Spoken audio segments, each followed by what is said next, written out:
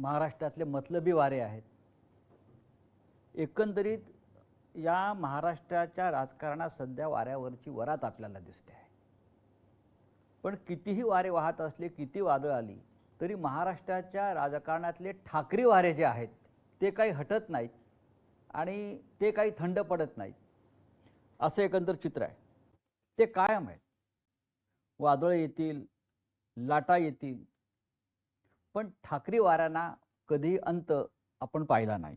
आज दिल्लीपासून महाराष्ट्रापर्यंत जे राजकारण आहे ते फक्त ठाकरे या नावाभोवतीच इतक्या वर्षानंतर फिरताना दिसत आहे।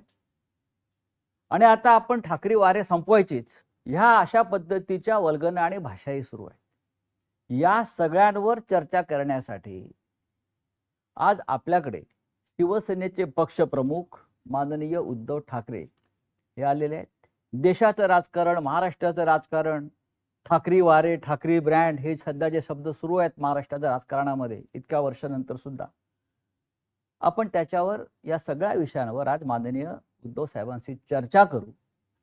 आणि तुम्हाला माहिती आहे की ते अत्यंत मोकळेपणानं प्रत्येक प्रश्नाची उत्तरं देतात, कोणताही प्रश्न टाळत नाहीत, ही त्यांची खासियत आहे। मी माननीय उद्धव साहेबांचं स्वागत करतो। उद्धवजी नमस्कार, जय महाराष्ट्र। उद्धवजी, महाराष्ट्रात आणि देशामध्ये प्रचंड घडामोडी सुरू आहेत। जरी या घडामोडी दिसत नसल्या तरी जशा भूगर्भात काही हालचाली सुरू असतात किंवा पडद्यामागे काहीतरी नवीन पटकथा लिहिली जात असते, अशा पद्धतीच्या हालचाली या महाराष्ट्रात आणि या राज्याच्या बाहेर सुरू आहेत। आणि आज तुम्ही या पार्श्वभूमीवर किमान 2 वर्षांनी मला असं वाटतं आपण भेटतो आहोत मुलाखतीसाठी आणि मन की बात जे आहे ही आपण व्यक्त करणार आहात। आज तुमच्या मनामध्ये काय भावना आहेत जे महाराष्ट्रात किंवा देशात जे तुम्ही पाहताय, तुमच्या मनातली बात काय आहे?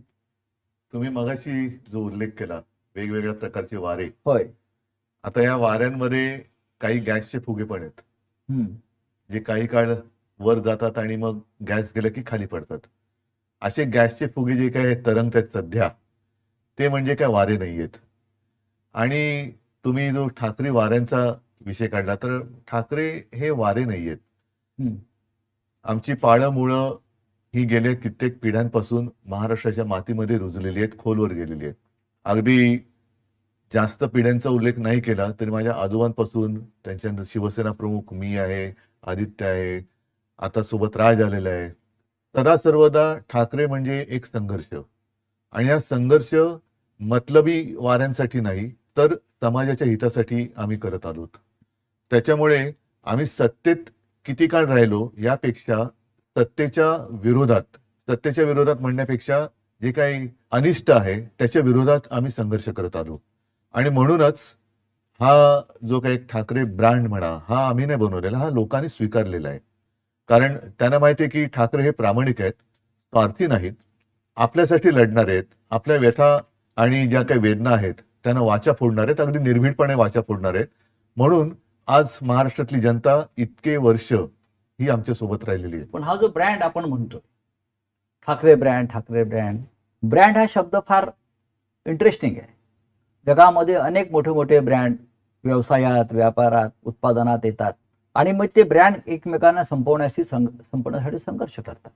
पण तरी हा ठाकरे ब्रँड या देशाच्या राजकारणामध्ये 50 वर्षापेक्षा जास्त काळ टिकून राहिला। तो नुसता ब्रँड नाही तर ठाकरे म्हणजे महाराष्ट्राची आणि मराठी माणसाची आणि अर्थातच हिंदू अस्मितेची ओळख आहे। तर ही ओळख पुसून टाकण्याचा जो कोण प्रयत्न करेल, आजपर्यंत अनेक आले आणि अनेक गेले, पुसू इच्छिणारे पुसले गेले किंवा जनतेने पण असं काय आहे ठाकरे ब्रँड मध्ये? आता ते मी कसं सांगू? ही तुमची तिसरी पिढी हा ब्रँड घेऊन राजकारणात आणि समाजकारणामध्ये आहे, ते आम्ही कसं सांगणार? हे जनतेने सांगायला पाहिजे। आता आज तर माझ्याकडे काहीच नाहीये तरी सुद्धा कुठेही गेलो तरी अत्यंत प्रेमाने आणि आपुलकीने लोक स्वागत करतात, बोलायला येतात, जे काही घडतंय त्याच्याबद्दल संताप व्यक्त करतात, हळहळ व्यक्त करतात, आणि काही झालं तरी आम्ही तुमच्या सोबत आहोत। पण हा ब्रँड संपवण्यासाठी आज दिल्लीपासून महाराष्ट्रात वाचतायत अनेक लोक कामाला लागलेले आहेत की आता हा ब्रँड आम्ही संपवणारच। याचं कारण त्यांना आपल्याशिवाय देशात कोणतंच नाव नको आहे।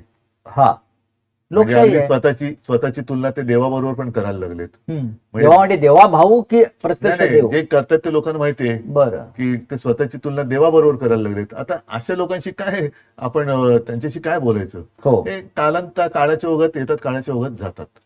म्हणजे जसं पावसाळ्यात गांडूळ येतात आणि तसं काय म्हणा तुम्ही, आपली जी परंपरा आहे त्या परंपरेला जर कोणी मानत नसेल तर ती परंपरा सुद्धा त्यांना मानणार नाही. उद्धव साहेब, आज मगाशी आपण म्हणालात की आज माझ्याकडे काय आहे. बरोबर आहे, आज आपण सत्तेवर नाही आहात. एक कोंडी करण्याचा राजकीय दृष्ट्या आपला प्रयत्न होतो आहे. म्हटलं तर जो ब्रँड आहे ठाकरेंचा, शिवसेना, तोही त्या अर्थानं, लौकिक अर्थानं आपल्याकडे नाही. आपलं चिन्ह आपल्याकडे नाही. म्हणजेच ज्यांच्याकडे काही नाही आणि जे पोकळ आहेत त्यांना ठाकरे ब्रँडची मदत लागते आहे. हेच ठाकरे ब्रँडचं वैशिष्ट्य आहे. होय. कारण स्वतः पोकळ आहेत, काहीच नाही त्यांच्याकडे, काही निर्माण कधीच केलेलं नाही. त्यांच्याकडनं कधीही कोणताही आदर्श कोणत्याही क्षेत्रात उभा केला गेलाच नाही. भले 100 वर्ष झाली असतील त्यांना किंवा आणखीन काही वर्ष झाली असतील, पण तुम्ही जनतेला किंवा राज्याला दिलं काय, समाजाला दिलं काय? तर काहीच नाही. मग ही ब्रँडची चोराचोरी करून आपणच त्यांचे कसे भक्त आहोत हे ठासवून स्वतःचं महत्व वाढवण्याचा त्यांचा केविलवाणा प्रयत्न सुरू आहे. पण लोक त्याला आता भुलणार नाहीत. ठाकरे ब्रँडचे भक्त आहेतच. मी ब्रँड या शब्दापेक्षा म्हणजे ठाकरेंचे भक्त आहेतच. पण ते ठाकरे म्हणजे मी नेहमी सांगतो की मी कोणी नेहमी शून्य आहे. उद्धव ठाकरे याला अर्थ नाही, उद्धव बाळासाहेब ठाकरे याला अर्थ आहे. म्हणून तर लोक ते जे काही म्हणजे बाळासाहेब नेहमी सांगायचे की नेहमी लक्षात ठेव की मी स्वतः म्हणजे शून्य आहे. आपल्या पूर्वजांचे आशीर्वाद, त्यांची पुण्य आहे, त्याला कधी विसरू नकोस. आम्ही आहोत ते त्यांच्या पुण्यामुळे आहोत, आम्ही शून्य आहोत. गेले काही दिवस सातत्यानं माझ्या मनात एक प्रश्न असा येतो, जसं मगाशी म्हटलं की पक्ष नाही, चिन्ह नाही, तरी फक्त या ठाकरे या नावावर तुमचा संघर्ष सुरू आहे. ठाकरे ह्या नावावरती नाही, म्हणजे ठाकरे संघर्ष करतायत. ठाकरे संघर्ष करतायत. त्याच्यामुळे आमचं नाव तर कोणी चोरू शकत नाही.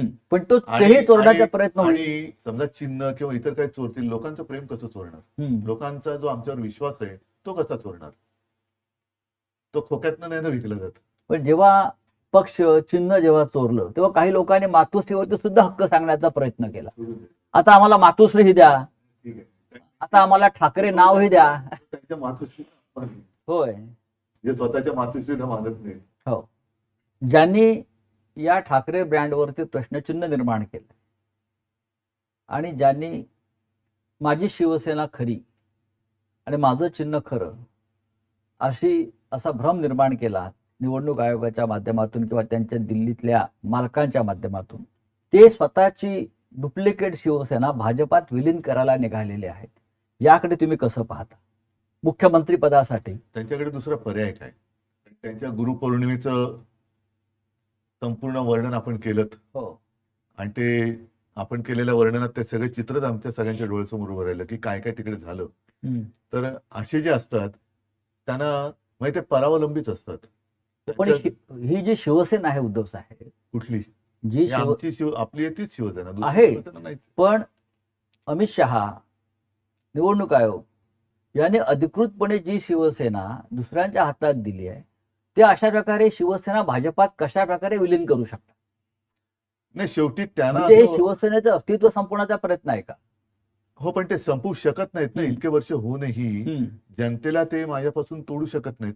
हेच तर त्यांचं दुःख आहे. त्याच्यामुळे आता शेवटचा पर्याय तोच आहे की जो त्यांचा पहिला पर्याय होता की जाऊन घालीन लोटांगण वंदीने चरण करायचं. कारण दुसरा पर्यायच नाहीये. किती काही चोराचोरी. बघा, एक गोष्ट सांगतो, मी हे मागे जाहीर सभेत बोललेलं आहे, कदाचित शिवसेनेचं निवडणूक चिन्ह हे निवडणूक आयोग दुसऱ्याला देऊ शकेल किंवा ते गोठवू शकेल. खरं गोठवायला पाहिजे जर असा वाद असेल. पण शिवसेना नाव ते दुसऱ्याला देऊ शकत नाही. तो अधिकारच नाही निवडणूक आयोगाला. कारण ते शिवसेना हे नाव माझ्या आजोबाने आणि माझ्या वडिलांनी दिलेलं आहे. उद्या मी निवडणूक आयुक्ताचं नाव बदलून त्याचं नाव धोंड्या ठेवलं तर अधिकार आहे का? पण मग जर माझं नाव बदललं मी त्याला धोंड्याच म्हणणार. तर त्या धोंड्याला हा पक्षाचं नाव बदलण्याचा अधिकार नाहीये. तो चिन्ह तुम्ही काढून घेऊ शकता. जर लोकशाही पद्धतीमध्ये आम्ही काही वेडवाकडं वागलो असेल, ज्याला करप्ट प्रॅक्टिस म्हणतात त्याला, पण संविधानानुसार असेल किंवा इतर काही गोष्टीनुसार असेल, त्याच्यात जर आम्ही चूक केलेली नसेल तर ते आमचं चिन्हही काढू शकत नाही. मतांची टक्केवारी वगैरे हा जे काही असेल ते त्या चिन्हापुरतं आहे, पण नाव नाही देऊ शकत. त्याच्यामुळे हे केलं ना, त्या धोंड्याने ते बेकायदेशीर केले. त्या धोंड्याला शिवसेना नाव दुसऱ्याला देताच येत नाही ना. तो त्याच्या अधिकारच्या बाहेरच आहे. पण त्या धोंड्याला शेंदूर फासणारे दिल्लीत बसलेत म्हणून चालतंय. कारण एक धोंड्या गेला आणि दुसरा धोंड्या त्या खुर्चीवर हा. बसलाय आणि तरी तो निर्णय बदलायला तयार नाही. पण ते लोक नाही ऐकणार त्याचं. हा. शेवटी चोरीचा माल जो आहे, आता तुम्ही चोरून मतं मिळवलीत आणि त्याच्यावरती जर का मर्दुमकी गाजवत असाल तर चोर तो चोरच आहे. उद्धव साहेब, गेल्या वर्षभरात राज्यात आणि देशामध्ये अनेक घडामोडी घडल्या म्हणा, उलथापालथी झाल्या म्हणा. लोकसभेच्या निवडणुका होऊन 1 वर्ष झालं. या 1 वर्षात सुद्धा बऱ्याच घडामोडी देशात आपण घडताना पाहिल्या. मुख्य म्हणजे 1 वर्षापूर्वी नरेंद्र मोदींनी लोकसभेतलं बहुमत गमावलं. मोदी सारख्या विष्णूच्या अवतारानं लोकसभेत बहुमत गमावणं, याकडे तुम्ही कसं पाहता? काय होतं की ते एक आपल्यामध्ये काही म्हणी म्हणा किंवा काही गोष्टी आहेत की तुम्ही कदाचित सर्वजणांना एकदा मूर्ख बनवू शकता. एकाला तुम्ही सर्वदा मूर्ख बनवू शकाल, पण सर्वांना सर्व काळ मूर्ख बनवू शकत नाही. मला असं वाटतं याच्यामध्ये सगळं आलं. हळूहळू त्या जे काही गारूड टाकलं होतं त्यातनं लोक बाहेर पडायला लागलेत आणि आता तर आणखीन पडलेत. शेवटी तुम्ही किती काळ लोकांना देणार? म्हणजे 5 वर्ष दिली, 10 वर्ष दिली. ही 5 वर्ष आणि 10 वर्ष ही जनतेच्या आयुष्यातली, म्हणजे देशाच्या आयुष्यातली आहेत. देशाच्या आयुष्यातली ही वाया गेलेली वर्ष. म्हणजे 14 साली समजा 10 वर्षाची लोक होती, ती आता मुलं होती, ती आता आली ना 21व्या वर्षात आली. मग त्यांना 21व्या वर्षानंतर तुम्ही 10 वर्षापूर्वी जे काय सांगितलं होतं की आम्ही एवढ्या नोकऱ्या देऊ, आम्ही असे उद्योग देऊ, आम्ही असं ते देऊ, ते कुठे आहेत? आणखीन 10 वर्ष खूप झाली. देश म्हणजे आपला किती कोटी अब्जाचा झाला आता? 140 कोटी. 140 कोटी. म्हणजे दुसरं काही नसलं तरी जगामध्ये नंबर 1 आपण लोकसंख्येत आहोत. तिसरी अर्थव्यवस्था, महाअर्थव्यवस्था झाली नसली. नाही, पण एक मी काल वाचलं एका ठिकाणी की अमेरिकेतली एक कंपनी, तिची अर्थव्यवस्था ही आपल्या देशापेक्षा जास्त आहे, जी गेल्या 10-1 वर्षापूर्वीच जन्माला आलेली कंपनी आहे. बरं. आणि तिची अर्थव्यवस्था ही आपल्या देशाच्या अर्थव्यवस्थेच्या बरोबरीने किंवा आपल्या देशाच्या अर्थव्यवस्थेपेक्षा जास्त आहे, एका कंपनीची. मोदींनी जे बहुमत गमावलं त्यात महाराष्ट्राची भूमिका अत्यंत महत्वाची. हो. महाराष्ट्रानं लोकसभेला आपण सगळ्यांनी, जी इंडिया ब्लॉक होता किंवा महाविकास आघाडी असेल, 31 जागा एकत्रित जिंकल्या. हे कसं शक्य झालं?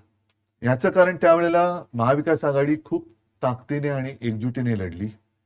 बूथ लेवलवरचा कार्यकर्ता सुद्धा अत्यंत जागरूक होता आणि ज्या काही गोष्टी ह्या त्यांच्याकडनं अब की बार 400 पार हे संविधान बदलण्यासाठी होतं, हे लोकांना कळलं. म्हणजे आम्ही पटवून देण्यात यशस्वी झालो म्हणण्यापेक्षा आपली लोक एवढी काही मूर्ख नाहीयेत की त्यांना या गोष्टी कळत नाहीत. जनतेने हे ओळखलं आणि त्यांनी हे नको म्हणून मतदान केलं. म्हणजे लोकांना कळलं नाही, जे मी तुम्हाला सांगितलं की तुम्ही आतापर्यंत बोलत आलात, नुसतंच बोलताय, करताय काय? आणि ह्या सरकारचं म्हणा किंवा अगदी नाव घेऊन बोलायचं भाजपाचं जे एक धोरण आहे की सर्वसामान्य जनतेला नेहमी चिंताग्रस्त ठेवायचं, एक तणावग्रस्त ठेवायचं आणि त्या तणावग्रस्तामध्ये जाऊ दे ना बाबा, भानगड नको, ह्यांना देऊन मोकळं हो. ती परिस्थिती सतत निर्माण करून ठेवायची. अस्थिरता, देशात अस्थिरता ठेवायची. मग ती जातीपातीत असेल, समाजात असेल, आर्थिक असेल, इतर काही असेल, आणि त्या अस्थिरतेचा दुरुपयोग करून त्यांच्या डोक्यावरती राज्य करायचं, ही यांची नीती आहे. आणि त्याच्यामध्ये परत तोडाफोडा आणि राज्य करा ही इंग्रजांची नीती अवलंबायची. जे फोडा झोडा आणि राज्य करा. हा, आता तोडा फोडा जोडा आणि म्हणजे स्वतःच बोलायचं बटेंगे तो काटेंगे आणि बटवारा तुम्हीच करताय. अशा प्रकारच्या प्रचारानं जे तुम्ही लोकसभेला गमावलं ते विधानसभेला गमावलं. फक्त 6 महिन्यामध्ये हे कसं घडलं हे तुम्ही बघा, विश्लेषण याच्यामध्ये कसं एक करता? सांगतो, सगळ्या गोष्टीवरती आपण आपले हात वर करण्यात काही अर्थ नाहीये. काही गोष्टी जबाबदाऱ्या आहेत, स्वीकारल्या पाहिजे. हा, ईव्हीएमचा घोटाळा ह्याच्यावरती खूप मोठी चर्चा सुरू आहे. मतदार यादींबद्दल त्याच्याबद्दल चर्चा सुरू आहेत. बोगस मतदार त्याच्याबद्दल चर्चा सुरू आहे. मतदार कसे वाढले हे आता लोकांसमोर आलेले आहे. म्हणजे ही एक गोष्ट नाहीये. पण त्याचबरोबरीने काही ज्या त्यांनी योजना जाहीर केल्या, जी आता फसगत झाली, लाडकी बहीण असेल, आणखीन काही असेल. महत्वाचा मुद्दा काय की निवडणूक जेवढी मोठी असते त्यावेळेला वाद हे थोडे मी म्हणेन कमी असते. निवडणूक छोटी होत जाते. छोटी कोणत्या अर्थाने मी म्हणतोय, मतदारसंघाच्या ह्याने बोलतोय. तशी कोणतीच निवडणूक छोटी किंवा मोठी नसते. मतदारसंघ छोटा होत जातो तसं त्याच्यामध्ये स्पर्धा ही वाढत जाते. आणि लोकसभेच्या वेळेला महाविकास आघाडीमध्ये बघा, एक दोन तीन पक्ष एकत्र आल्यानंतर थोडी खेचाखेच होते. ही शिवसेना आणि भारतीय जनता पक्षात सुद्धा होत होती. आता महाविकास आघाडीमध्ये आम्ही महाविकास आघाडी म्हणून पहिल्या प्रथम निवडणूक लढलो होती लोकसभा. त्याच्यामुळे ठीक आहे, आम्ही म्हणजे शिवसेनेने सुद्धा काही वेळेला 4-4 वेळा 5-5 वेळा जिंकलेले मतदारसंघ आपल्याला जिंकायचंय म्हणून सोडून दिले. विधानसभेच्या वेळेला काय झालं, शेवटच्या दिवसापर्यंत खेचाखेच चालू राहिली. हा मतदारसंघ तुला, हा मतदारसंघ मला, हा तुला, हा मला, हा तुला, हे तुतुमयमय हे शेवटच्या क्षणापर्यंत झालं. त्याचा दुष्परिणाम हा साहजिकच जनतेमध्ये असं झालं, अरे हे आत्ताच जर काही खेचाखेची असेल तर नंतर काय होणार. आणखीन एक महत्वाचा विषय असा झाला की लोकसभेच्या वेळेला मी प्रचार सुरू केला होता साधारणतः फेब्रुवारीत. तेव्हा काय होतं, माझ्यासमोर उमेदवार होते माझे, पण निशाणी नव्हती. विधानसभेच्या काय वेळेला काय झालं, निशाणी होती पण जागा कोणत्या, आणि मी त्याच्यानंतर जागा मिळाल्यानंतर उमेदवारी कोणाला देणार हे निश्चित नव्हतं. तर ही जी काय तुतुमयमे झाली ही स्वीकारली पाहिजे. आपल्याकडनं झालेली मोठी चूक होती आणि ती जर का चूक परत करायची असेल तर मग त्या गोष्टीला एकत्र येण्याला काही अर्थ राहत नाही. म्हणजे समन्वयाचा अभाव होता. समन्वयाच्या अभावापेक्षा लोकसभेचं यश हे नाही म्हटलं तरी सगळ्यांच्या डोक्यात गेलं. लोकसभेच्या वेळेला महाविकास आघाडी आणि सगळे नेत्यांपासून कार्यकर्त्यांपर्यंत, अरे ठीक आहे, तू आपल्याला जिंकायचंय, हे आपलेपण होता. विधानसभेला नाही मला जिंकायचंय, हा आपल्यातून मीपणा जेव्हा आला तेव्हा पराभव आला. आणि त्याचबरोबर या तांत्रिक बाबी ज्या होत्या, मग त्याच्यामध्ये योजनांचं एक त्यांनी ज्या काही गोष्टी जाहीर केल्या त्यानंतर म्हणजे शेतकऱ्यांची कर्जमुक्ती कुठे करतायत, योग्य वेळी करू. मीच एक मुख्यमंत्री असा होतो की ज्यांनी कोणी न मागता, माझं मुख्यमंत्री म्हणून नागपूरमध्ये एकच अधिवेशन झालं पहिलं, आणि तेव्हा आम्ही फक्त 7 मंत्री होतो माझ्यासह. मी कोणी न मागता 2 लाखापर्यंतचं पीक कर्ज शेतकऱ्याचं मी त्याला मुक्त केलं होतं. त्याच्यानंतर जो नियमित कर्ज परतफेड करत होता किंवा करतो त्याला 50,000 रुपये प्रोत्साहनपर राशी, जी दुर्दैवाने करोनामुळे त्यावेळेला मी देऊ शकलो नाही, सुरुवात केली आणि सरकार पाडलं. पण आपण इतकी उत्तम कामं तुमच्या मुख्यमंत्रीपदाच्या कार्यकाळात केलीत. कर्जमाफी असेल, शिवभोजन थाळी असेल, गरिबांसाठी मुंबईमध्ये 500 स्क्वेअर फुटापर्यंत मालमत्ता कर रद्द केलेला आहे. आपण करोनाच्या काळातलं जगातलं उत्तम काम आपण करून दाखवलं. पण हे सगळं काम लोकांपर्यंत पोहोचवण्यात आपल्याला अपयश आलं. नक्कीच आलं. आज जे ढोल वाजवले जात आहेत न केलेल्या कामाचे, आणि तुम्ही केलेल्या कामाची साधी पिपाणी वाजवली नाही. नक्कीच हे पूर्णपणे मला मान्य आहे. याचं कारण असं की लोकसभा आणि विधानसभेमध्ये, लोकसभेत शेवटी देशाचा विचार करून संविधान बदलणार हा एक मुद्दा होताच, त्याच्यामुळे निवडणूक त्याच्यावर फोकस झाली. विधानसभेच्या वेळेला साहजिकच आहे राज्यावरती ती फोकस व्हायला पाहिजे होती, तेवढी झाली नाही. राज्यात विधानसभेच्या निवडणुकीत अत्यंत प्रतिकूल काळामध्ये आपण सरकार यशस्वीपणाने चालवून दाखवलं. करोनासारखं भयानक संकट, जे मी कोणाला कमी लेखत नाही, पण तेव्हा हे सगळे चॅनलमधनं आणि मीडियातनं आलेले फोटो आहेत की गंगेमध्ये कशी प्रेतं वाहत होती, गुजरातमध्ये कशा सार्वजनिक चिता पेटलेल्या होत्या. या सगळ्या याच्यामध्ये महाराष्ट्रामध्ये जनतेच्या आणि प्रशासनाच्या सहकार्यामुळे अशी गंभीर परिस्थिती उद्भवू दिली नाही आपण. म्हणजे प्रत्येकाला उपचार तर आपण देत होतो, पण करोना या व्हायरसला अजूनही उपचार नाही सापडलेला, तो भाग वेगळा. पण ही गोष्ट की अरे आम्ही प्रतिकूल काळात सरकार चालून दाखवू शकलोय. म्हणजे एक तर काय होतं की शिवसेना, काँग्रेस आणि राष्ट्रवादी हे महाविकास आघाडी होईपर्यंत एकमेकांचे कट्टर राजकीय विरोधक होते. आम्ही एकत्र आलो तेच सरकार स्थापन करायला. म्हणजे नेहमी काय होतं की आधी आघाडी होते, आधी युती होते, निवडणूक लढवली जाते, त्याच्यानंतर बहुमत मिळालं तर सरकार स्थापन केलं जातं. आमचा उलटा प्रवास झाला. आम्ही आधी सरकार स्थापन केलं आणि मग निवडणुकीला सामोरे गेलो.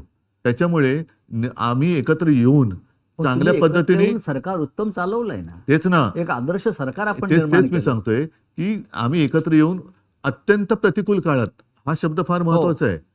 रेग्युलर याच्यामध्ये ठीक आहे, बाकीच्या याच्यामध्ये सरकार चालवणं हे सुद्धा एक आदर्शपणाने चालवणं हे कठीण काम आहे. पण प्रतिकूल काळात म्हणजे कशाचाही ना केंद्र सरकारचा तसा म्हणावा तसा पाठिंबा होता, ना अर्थव्यवस्थेचं गाडं रुळावरती होतं. त्या काळामध्ये अर्थव्यवस्था जी कोणी सांभाळली असेल ते आपल्या शेतकऱ्यांनी सांभाळली. तर ते आम्ही लोकांसमोर सांगू शकलो नाही का, तुम्ही किती देताय, एवढे आम्ही एवढे देतो, तुम्ही 2100 देताय आम्ही 2500 देतो, 3000 देतो, तुम्ही हे करता आम्ही हे करतो. म्हणजे ती एक विचित्र चढाओढ झाली आणि त्याच्यात आपण केलेली चांगली कामं ही जनतेसमोर सांगू शकलो नाही. हे प्रांजळपणाने मान्यच वाहून गेले असं वाटत नाही. लोकांपेक्षा मी म्हणेन पैशाच्या पावसामध्ये पैशाचा पाऊस तर पडला. मतदार काही म्हणजे अंशी हे सत्य उद्धव असेल. ठाकरे यांच्या कामाची वाहवा आजही लोक करतात, नाही नाही, मी तेच तेव्हाही सांगतो ना. करत होते. नाही, पैशाचा पाऊस पडला आणि त्याच्यात बरीच लोक वाहून गेले, आजही लोक मान्य करतायत. हा प्रत्यक्ष मी काय बघायला गेलो नाही, परंतु हे आपल्याकडनं जी काय उणीव राहिली ती उणीव मी होय. नक्की स्वीकारली पाहिजे. ती म्हणजे आपण केलेली कामं लोकांना सांगू शकलो नाही. आपण शेतकऱ्यांची कर्जमुक्ती केली, शिवभोजन सुरू केलं, शेतकऱ्यांना हमीभाव दिला होता, बऱ्याच काही काही गोष्टी केल्या, लॉ बऱ्याच अँड गोष्टी ऑर्डर केल्या. मेंटेन होती. लॉ अँड ऑर्डर मेंटेन होती. अगदी त्यावेळेला पहिल्याच्या ते सीए आणि होय. एनआरसीचं भानगड करून ठेवली होती केंद्राने. त्याच्यात आपण लॉ अँड ऑर्डर मेंटेन केली. बरं, मुख्यमंत्री म्हणून करोनासारख्या संकटात हो. मी ह्यांच्यासारखं बटेंगे तो कटेंगे नाही केलं. मी सगळ्यांना समानतेने वागवलं आणि सगळ्यांना मी सांभाळण्याचा प्रयत्न केला. ज्या ज्या वेळेला आवश्यक होतं त्या त्या वेळेला मी स्वतः काही गोष्टींची जबाबदारी घेऊन लोकांसमोर गेलो फेसबुक लाईव्हच्या माध्यमातून आणि जनतेला सांगितलं. त्याच्यावर विरोधक आणि टीका जनतेनी करतायत. नाही, ते सोडून द्या, जनतेनी मला कुटुंबातला एक मानला, आपल्या कुटुंबातला एक ज्यांची मी कधी प्रत्यक्ष भेट घेतलेली नाही अशी लोक मला त्यांच्या कुटुंबातला एक व्यक्ती मानतात. हे याच्यासारखं दुसरं समाधान ते कोणतं, भाग्य ते कोणतं? भारतीय जनता पक्षाला स्वबळावर इतक्या जागा मिळतील म्हणजे या याच्यामध्ये, हे त्यांच्या स्वप्नातही त्यांना वाटलं नसेल. म्हणजे तुम्हाला असं वाटलं होतं का? मला नाही, मी म्हटलं ना, त्यांनाही त्यांच्या स्वप्नात कधी वाटलं नसेल. भाजप सोडा, पण शिंदे गटाला 50च्या वर जागा मिळाला, हा जादूटोणा आहे की काय? कदाचित त्यांनी डायनोसॉरच कापला असेल. असं कापाकापीतून मतदान होतं असं त्यांना वाटतं. पण कारण अचानक 50च्या वर जागा अशा पक्षाला मिळाव्यात. पहिली गोष्ट एक सांगतो, ह्या जादूटोणा वगैरे या विषयावरती माझा तर काही विश्वास नाही. म्हणजे या भाकड कथा आहेत, सध्याच्या आहे. राज्यकर्त्यांचा आहे. पण त्यातून एकच आहे की त्यांची मानसिकता कळते की दुसऱ्याचं वाईट व्हावं हे त्यांच्या कृत्यातून कळतं. म्हणजे ते रेडा कापला असेल त्यांनी तर त्या रेड्याचा जीव नाहक गेला, त्याच्यामुळे काही घडतंय असा माझा अजिबात विश्वास नाही. पण त्यांच्या कृतीतून त्यांच्या मनातलं जे काळं बेरं आहे ना ते लोकांसमोर येतं. म्हणून त्याला काळी विद्या म्हणतात, कारण त्यांच्या मनातलं जे काळेपण आहे ते लोकांसमोर येतं. पण माझा या भाकड कथेवरती विश्वास नाही. जे निकाल लागले महाराष्ट्रामध्ये, राहुल गांधी म्हणतात, राहुल गांधी एक महत्त्वाचे नेते आहेत, लोकसभेतले विरोधी पक्ष नेते आहेत. ते अनेकदा एखाद्या विषयामध्ये चांगला अभ्यास करून बोलतात आणि पुराव्यासह बोलतात. राहुल गांधींना महाराष्ट्रातल्या विधानसभेचे निकाल हे संशयास्पद वाटत आहेत आणि त्याच्यावर ते देशात आणि देशाबाहेर सुद्धा महाराष्ट्राच्या निकालावर बोलतात की हे संशयास्पद निकाल आहे. एक गोष्ट लक्षात घेण्यासारखी आहे हां की महाराष्ट्र विधानसभेचे निकाल लागल्यानंतर एवढं बहुमत मिळालं, 5वी, हो हो जल्लोष कुठे झाला? अख्खा महाराष्ट्र आनंदाने न्हावून निघायला पाहिजे होता, हो तो अवाक का झाला होता? अजूनही लोकांना, म्हणजे लोक मला अजूनही सांगतात की साहेब, ग्रामीण भागातले लोक, की साहेब आम्ही ठरून तुम्हाला मतदान केलं तरी आमच्या गावामध्ये एवढीच मतं ही मिळूच शकत नाही तुम्हाला, आम्ही सगळ्यांनी ठरवून मतदान केलं होतं. पण काय करणं, म्हणजे एक एक पुरावेच्या पुरावे नष्ट केले जातात, मानले जात नाहीत. मुळामध्ये काय झाले, ईव्हीएम हा जो विषय आहे तो हॅक होतो नाही होत हा एक भाग वेगळा झाला. पण लोकशाही म्हणजे काय? लोकशाहीमध्ये जर RTI मध्ये मी तुमची माहिती काढू शकतो तर मला माझी पूर्ण माहिती मिळाली पाहिजे ना. होय. पूर्वी जे बॅलेट पेपर होते त्याच्यात मी मतदान कोणाला केले, माझं मत कुठे जाते हे शेवटपर्यंत मला कळत होतं. म्हणजे मी ती बॅलेट पेपरवरती मी मतदान केले, आपणही केलं असणार. उमेदवाराचं नाव यायचं, समोर निशाणी यायची आणि त्या निशाणीवर शिक्का मारल्यावरती तो फोल्ड असा व्हायचा की समजा जर का ती शाई ओली असेल आणि उमटली तर ती उमेदवाराच्या नावावरती, त्याच उमेदवाराच्या नावावरती उमटू शकेल. आणि मला कळायचं की माझं मतदान, मी समजा संजय राऊत तर संजय राऊतनं मतदान केलेलं आहे.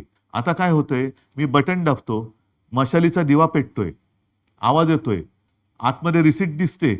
आता त्या रिसीटबद्दल सुद्धा लोकांचं म्हणणं आहे की अनेकदा ती पडते नाही पडत हा भाग वेगळा, पण ती रिसीट खाली पडते, मत माझं वेगळी आणखीन तिसऱ्या ठिकाणी रजिस्टर होते, ते कुठे होते मला कळत नाहीये. दिवा पेटतोय, आवाज येतोय, रिसीट दिसते ती, पण आत मत जे मोजलं जातं ती रिसीट नाही मोजली जाते.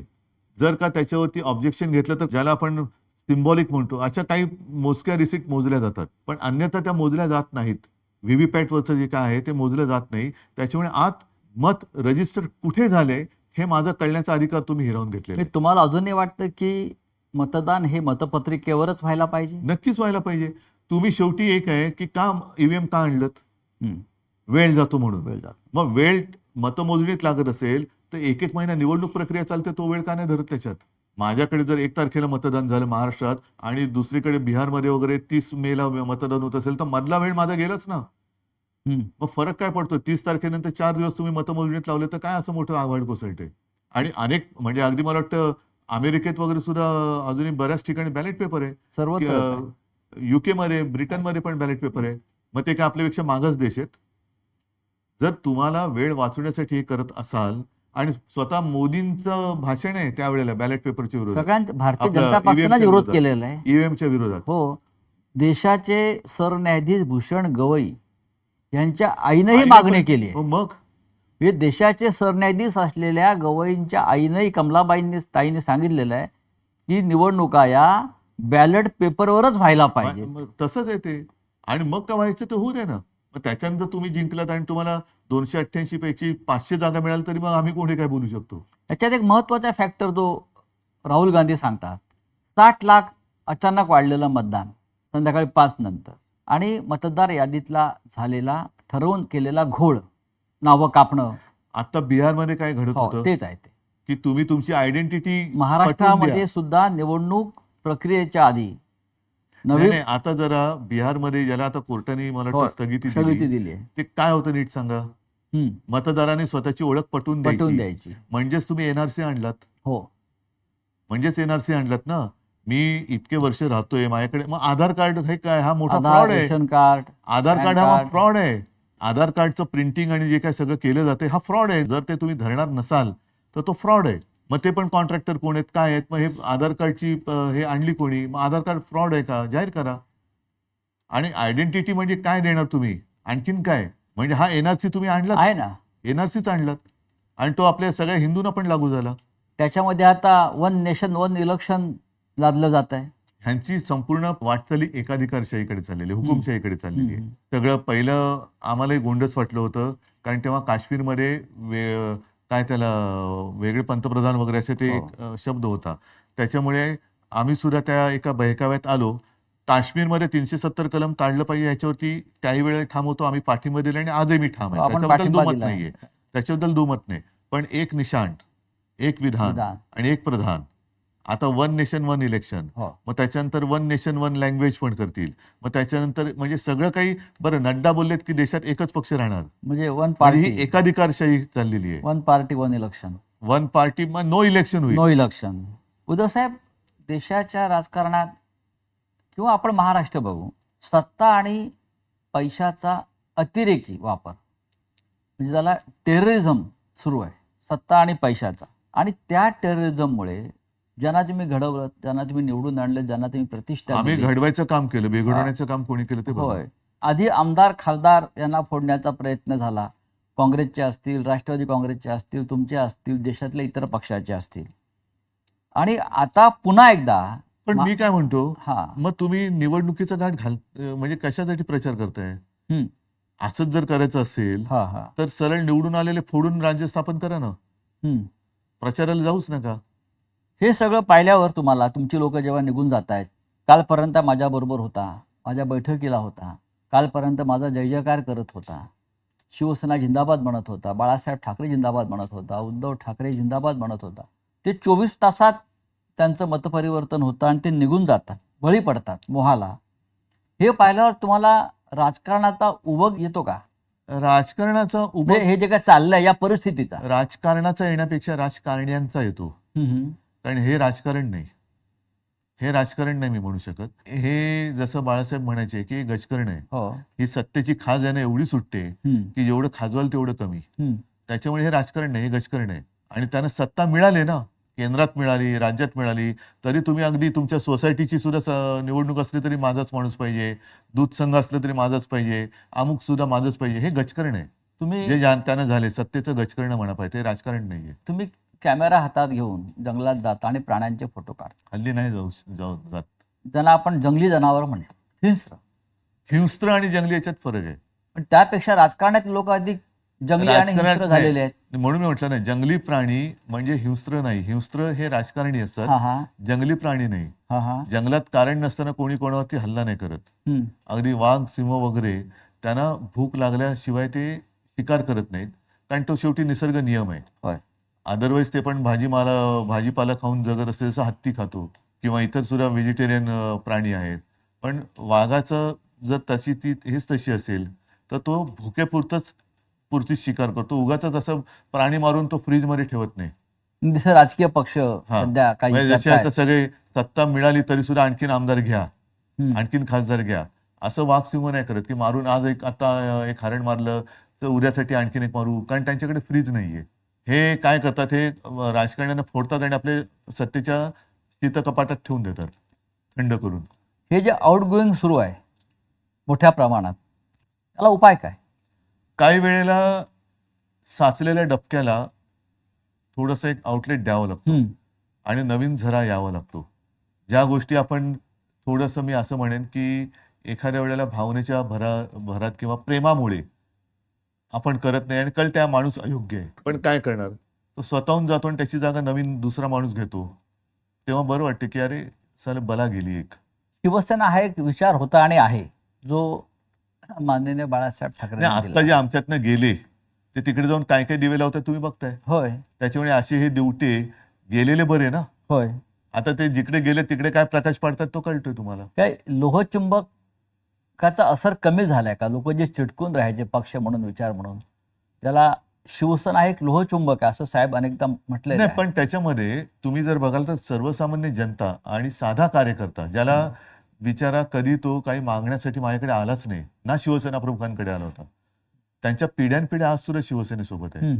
कोण गेलं, ज्यांना काही ओळख नव्हती आणि ज्यांना मोठं केलं ती लोक काही गेली, पण ज्यांनी मोठं केलं ती लोक अजूनही माझ्यासोबत आहेत. आणि तीच खरी शक्ती आहे आणि तीच खरी यांची पोटदुखी आहे की अरे हे अजून संपत कसं नाही. मग ही पोटदुखी अनेकदा अशा पद्धतीनं बाहेर येते. जसं गिरीश महाजन सारखे मंत्री आहेत भाजपचे, ते सातत्यानं त्यांचं एक वक्तव्य असतं की मी शिवसेना जमीन दोस्त करेन. शिवसेना जमिनीचा दोस्तच आहे, हा, म्हणून तर शिवसेना तुम्ही संपू शकत नाही, कारण आमचे पाय जमिनीवरती आहेत आणि मुळे जमिनीच्या खाली गेलेत. त्याच्यामुळे आम्ही जमिनीचे दोस्तच आहोत. हा, तुम्ही जमिनीचे शत्रू आहात, म्हणून तुम्ही मुंबईसह सगळी जमीन ही तुमच्या मित्राच्या घशात घालताय. तुम्ही जमीन शत्रू आहात, आम्ही जमीन दोस्ती करणारे दोस्त आहोत. मिंदे म्हणतात दाढीवाले, मी फक्त अर्ध्या दाढीवरून हात फिरवला, तेवढे राहिले नशीब समजा. पूर्ण दाढीवरून हात फिरवला तर काय होईल, कोणा त्यांचं असं ते म्हणतात. म्हणजे आपल्याला आव्हान आहे त्यांचं. आणि बघा, अर्धा दाढीत इतकी ताकद कोणी निर्माण केली आहे? नाही, मुळामध्ये आता त्यांनी जास्त बोलू नये, लोक त्यांची बिनपाण्याने करतील, राहिल्या अर्धी ती पण काढतील. उद्धवजी, महाराष्ट्रामध्ये अनेक प्रश्न आहेत आणि त्याच्यात हे दाढीचं काय नाही उपयोग करत. हो, प्रश्नांचा डोंगर उभा आहे. आपण स्वतः आजही माजी मुख्यमंत्री आहात, हे राज्य आपण सांभाळलेलं आहे. आपण सभागृहात सुद्धा जाता आजही, पण हल्ली मी बोलत नाही सभागृहात जास्त. आपण का बोलत नाही हा अनेकांना प्रश्न पडला. कारण बोलून काय उपयोग नाही. आपण सभागृहाचे एक सन्माननीय सदस्य आहात, बोलून काय होत नाही. लोकप्रतिनिधी म्हणून आपण अजूनही काम करताय. बरोबर आहे. आणि काल सुद्धा मी निघाल्यावरती मला विचारलं, अरे आम्हाला वाटलं तुम्ही बोलणार. म्हटलं हा. बोलून उपयोग काय. कारण कालचं सुद्धा जे एक बिल आणलं जनसुरक्षा, त्याच्यावरती चर्चा झाल्यानंतर त्यातनं काही घेतलं का, तुम्ही घेणार आहात का, घेण्याची तयारी आहे का, तर मी बोलतो. कारण सर्व काही तुम्ही शेवटी 5वी बहुमताच्या आधारावरती रेटूनच नेणार असाल तर बोलून तरी काय उपयोग आहे. मग मी बाहेर बोलतो ते चांगलं आहे ना. तुम्हाला हे जे या बिलाचा आपण उल्लेख केला, जनसुरक्षा बिल, या बिलाचे तुम्हाला काय धोके वाटतात? कारण सरकारचं म्हणणं आहे की आम्ही हे जनतेच्या, राज्याच्या, राष्ट्राच्या सुरक्षेसाठी आणलेलं हे विधेयक आहे. बरं, हे बिल जर का आणलं, म्हणजे आता त्यांनी काल मंजूर केलं, बघू पुढे काय होते. महिलांवरचे अत्याचार थांबणार आहेत का? चोऱ्या माऱ्या, खून, दरोडे थांबणार आहेत का?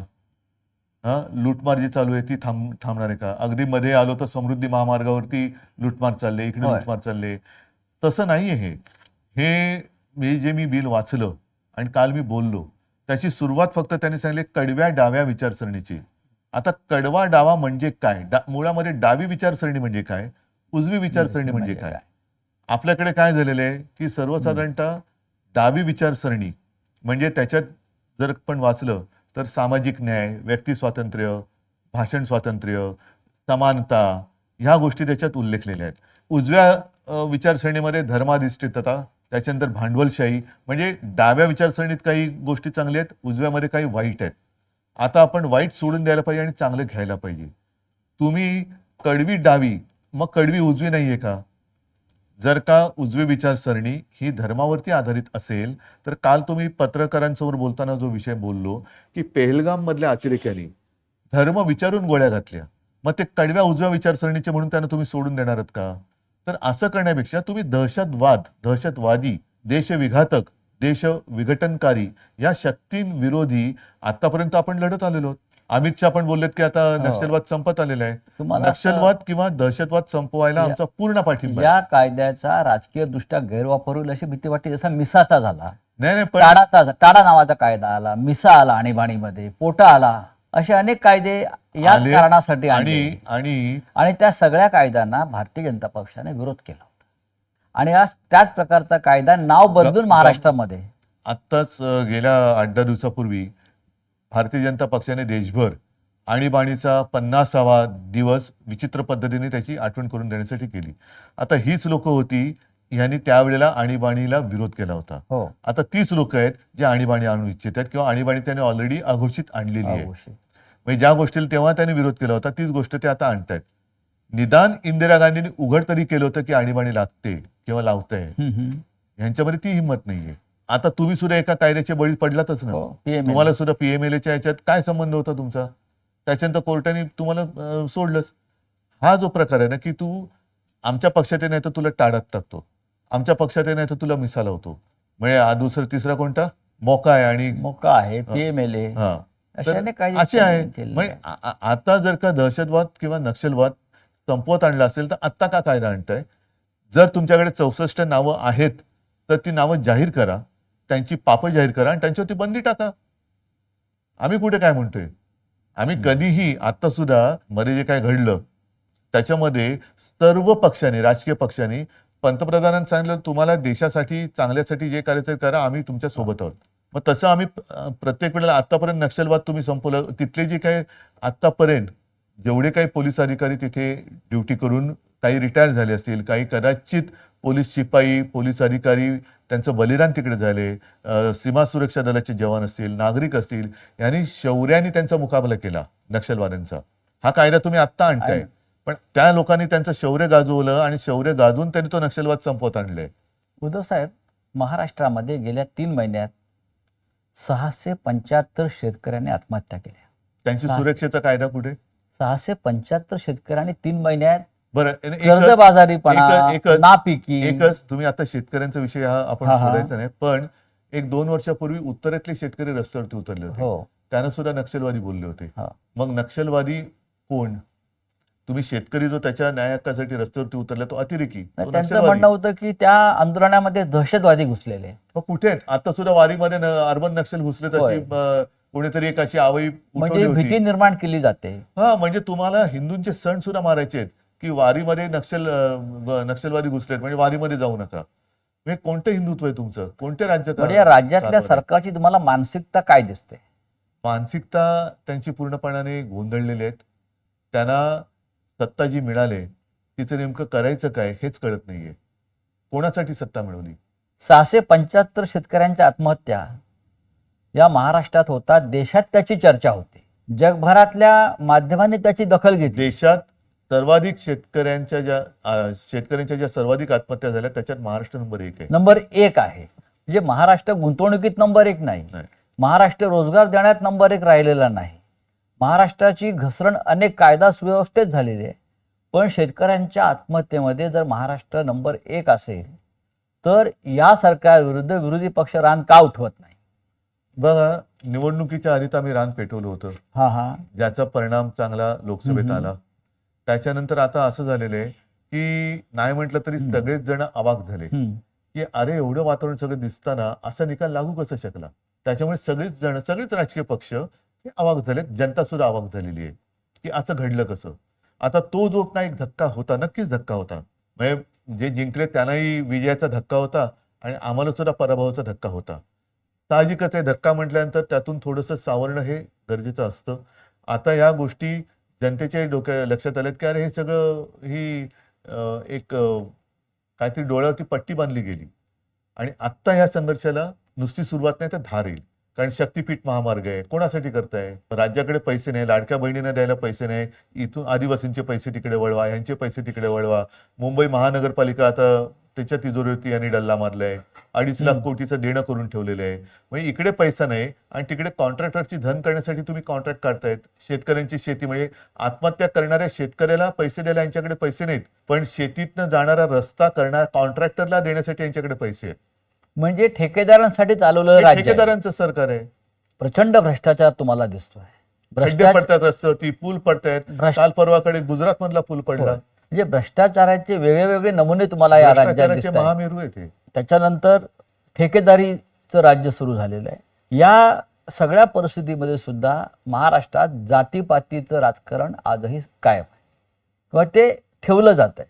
महाराष्ट्र जाती जातीत फाडला जावा आणि त्यानंतर ही फोडाफोडी करून आपलं राज्य कायम ठेवावं, ही भूमिका या राज्यकर्त्यांची आहे. दुसरं करू काय शकतात ते? मी जे बोललो ना की लोकांच्या घराच्या होळ्या पेटवायच्या आणि त्याच्यावरती आपल्या पोळ्या भाजायच्या.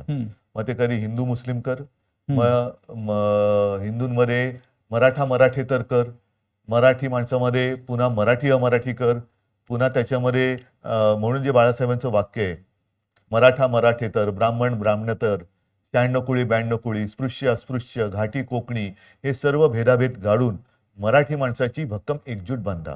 आता तीच एकजूट ही यांच्या मुळावर येते म्हणून आता त्याच्यात तोडफोड करतायत. पण मराठा समाज रस्त्यावरती उतरला, त्यालाही सरकारनं थंड केलं सगळ्यांना. त्यांच्या मागण्या आता फार रेटल्या जात नाहीत. ओबीसीना त्यांच्या विरुद्ध उभं केलं, त्यांच्याही मागण्या अद्याप मान्य झालेल्या नाहीत. मग ह्या सगळ्याचं शेवटी समाजात ही भेदाभेदी करून राजकारण करायचं, निवडणुका लढायच्या आणि निवडणुका आल्यावरती सगळ्यांना विसरायचं, हे कुठपर्यंत चालणार? हे खरं थोडं विस्ताराने बोलण्याची गरज आहे. छत्रपती शिवाजी महाराजांचे 12 किल्ले, ऐतिहासिक 12 किल्ले युनेस्कोच्या जागतिक वारसा यादीमध्ये आले. याकडे तुम्ही कसं पाहता? नक्कीच अभिमानाची गोष्ट आहे आणि त्यासाठी साहजिकच आहे आपलंही सरकार काम करत होतं.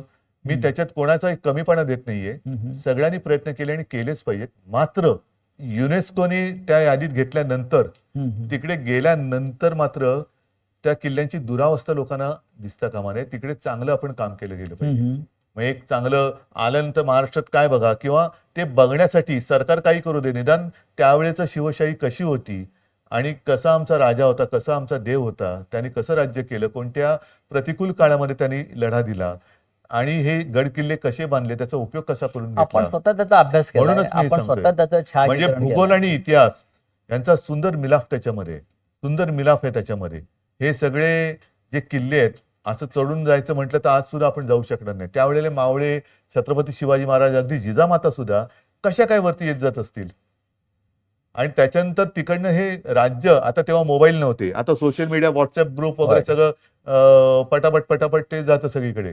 तेव्हा ना मोबाईल, ना दिवे, ना फोन, ना काही, तरी त्या अशा दुर्गम भागातनं राज्य स्थापन करणं आणि ते चालवणं ही एक अनाकलनीय गोष्ट आहे, जी आजपर्यंत आपल्याला कधी कळली नाही आणि आपल्याला कधी ती साधली पण जाणार नाही. का आपण आपला इतिहास विसरत चाललेलो आहोत? इतिहास विसरण्या, इतिहासाचं राजकारण चाललंय. इतिहासाचं नको त्या, म्हणजे इतिहासातल्या नको त्या गोष्टी ज्या आता पुसायला लागलेत ही लोक. नव्याने इतिहास लिहिला जाईल की काय अशी भीती वाटायला लागली. आणि माझ्या खेरीस या देशात कोण जन्मालाच आला नाही असंच एक चित्र निर्माण करण्याची परिस्थिती निर्माण झालेली आहे. उद्धवजी धन्यवाद. पहिल्या भागामध्ये आपण अनेक महत्त्वाच्या प्रश्नांना मोकळेपणानं उत्तरं दिली. थोडं थांबूया आणि आपण दुसऱ्या भागाकडे वळूया. नमस्कार.